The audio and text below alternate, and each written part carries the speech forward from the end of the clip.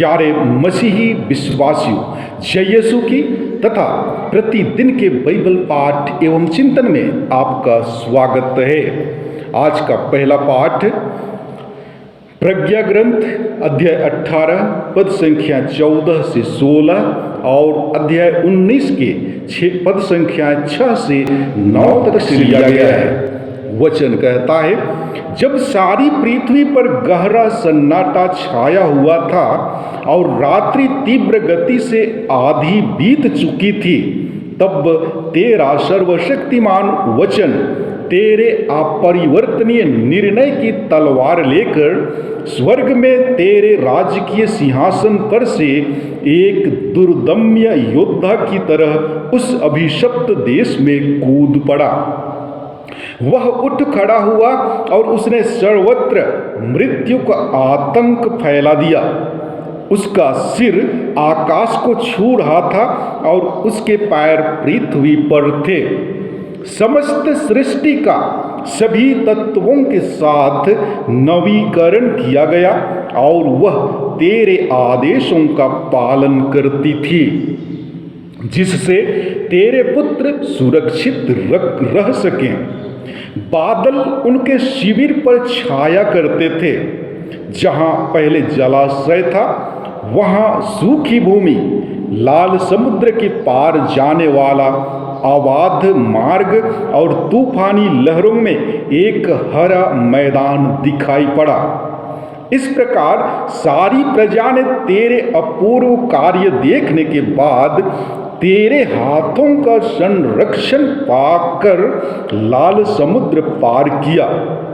हे प्रभु, वे तेरी अपने मुक्तिदाता की स्तुति करते हुए घोड़ों की तरह विचरते और मेमनों की तरह उछलते कूदते थे।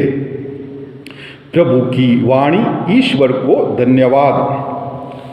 और आज का सुसमाचार पाठ संत लूकस के अनुसार पवित्र सुसमाचार अध्याय 18 पद संख्या 1 से 8 तक से लिया गया है।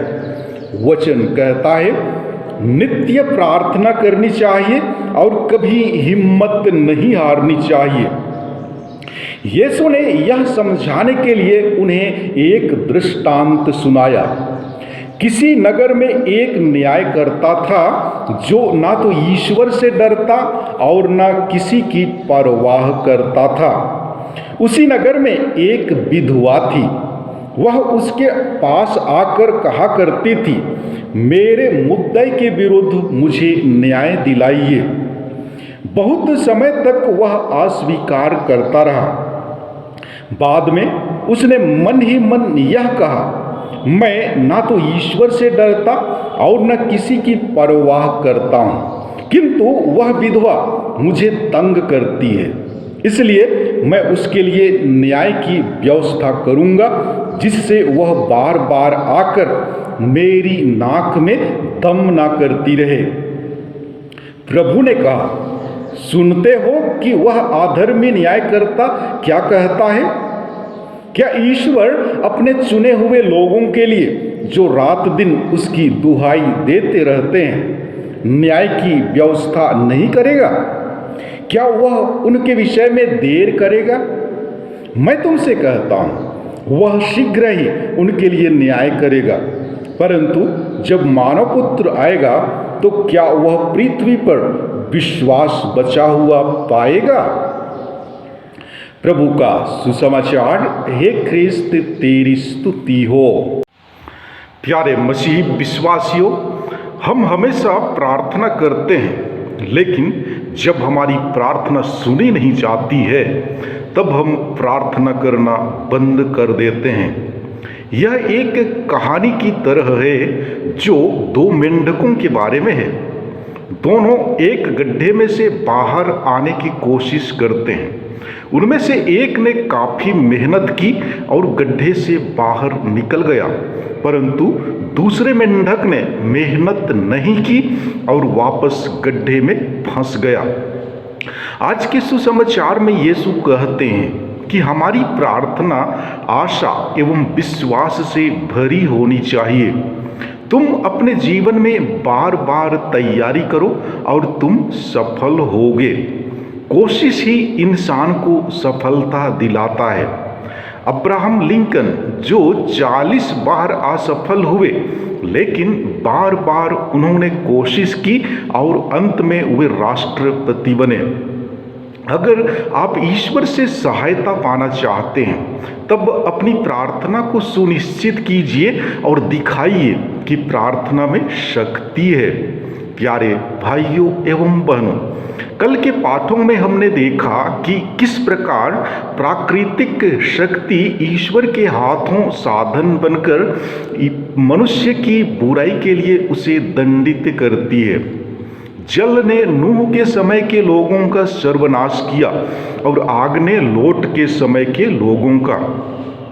आज का पहला पाठ यह बताता है कि कैसे बादल, आग, समुद्र और हवा ईश्वर के हाथों मिस्र देश से भाग रहे लोगों की रक्षा और उन्हें बचाने के लिए साधन बनते हैं। ईश्वर की सब शक्तियों और सब सृष्टि में सर्वोच्च हैं। वे उनकी सृष्टि हैं और वे उनकी आज्ञा मानते हैं। आज का सुसमाचार बारंबार पढ़ने योग्य है। न्यायकर्ता और विधवा का दृष्टांत यह प्रकट करता है कि हमारा दृढ़ और लगातार प्रार्थना कितना प्रभावशाली है, और हम जो दृढ़ता पूर्वक और लगातार पिता से मांगते हैं, हमारा स्वर्गीय पिता हमें देने के लिए कितना तत्पर रहता है। जी हाँ, आज का सुसमाचार प्रार्थना में दृढ़ रहने की याद दिलाता है। हम लोगों को अपनी विनती करते रहना चाहिए। उसकी पूरी होने के लिए हम ईश्वर के पास समय सीमा रखते हैं। अपनी छोटी छोटी अर्जियों की पूर्ति में हम धीरज खो बैठते हैं। जब हमारा दिया गया समय पार हो जाता है तब फिर से दोहराने का कष्ट नहीं करते हैं। हम में से बहुत कम हैं जो चीज़ों को ईश्वर के दृष्टिकोण से देखते हैं। हम यह नहीं सोचते हैं क्या प्रभु हमारी याचनाओं से खुश होंगे। प्रभु की इच्छा जानने की कोई रुचि हम नहीं रखते हैं। यदि हम प्रभु यीशु की योजना पर रुचि रखेंगे तभी हमारा जीवन प्रभु की कृपाओं से भरपूर हो जाएगा। इसके द्वारा हमें आशा मिलेगी। यद्यपि हम सोचते हैं कि हमारे लिए सभी द्वार बंद हो गए हैं, फिर भी कुछ दूर आगे देखेंगे तो कुछ खिड़कियां खुली मिलेंगी। प्यारे भाइयों एवं बहनों, सच्चा ईश्वर भक्त जो सत्य की खोज व सेवा में लगा रहता है, प्रभु पर अपनी पूर्ण आस्था एवं आशा बनाए रखता है, उसे परहित एवं भातृ प्रेम में आनंद की अनुभूति होती है। जीवन में सुख और दुख, मुसीबतों एवं अड़चनों का सामना एवं संघर्ष करना पड़ता है।